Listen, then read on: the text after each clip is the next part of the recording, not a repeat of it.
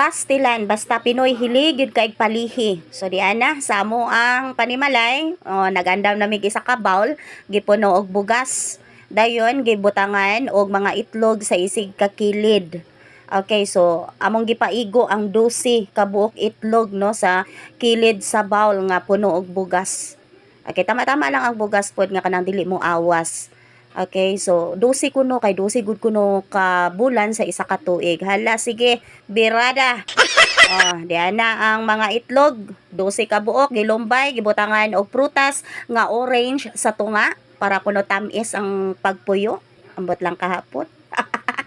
Og dayon kay nakapasinsilyo man me og 20 pesos nga coins nga tibuok. Di ana gibutang pod in between sa mga itlog. 12 pod kuno ni ka coins kay 12 gud kuno ka bulan ang isa ka tuig. Dayon di ana nagdilukotay na mi ani among mga tinipigan.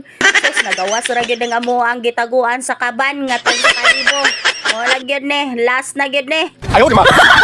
Karon amo na lang gyud ni amo ang gilukot, dayon amo ang gihuktan og ribbon. Wa man mi pula nga ribbon, so pink ni siya nga ribbon.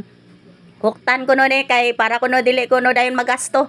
Ambot lang unsaon man dili paggasto ani nga kinahanglan mata permanente og kuan kanang mga panginahanglan nun sa tuang panimalay gasto gyud. Okay, dayon na dayoy dahon sa paminta or laurel, dahon nga laurel gipangbutang sa gipang suksok gipang salupit sa kilid sa itlog. Kay kuno para kuno humot. Dali ra kuno kaayo ang kwarta mo abot. Ready na ang amo ang palihi karong bagong tuig 2025. Maayo anta no nga hatagatag swerte ani og ambot ngano nga ingon ani ang mga Pinoy hilig kayo og mga palihi. Pero siguro amo tuon na lang ta no kay wala man poy mawala kung motuot ta. Basta kay kaya lang nato magpalihi. Pero kung wala po tay ikapalihi, dili lang po nato pugso no. Ang importante nga hapsay ang atong pamuyo, malipayon ang atong pagpuyo og labaw sa tanan, magkahiusa, naghigugmaay ang usag-usa og labaw sa tanan, kapiskay og kalagsik sa panglawas sa tanan nga miyembro sa atong pamilya. Amen.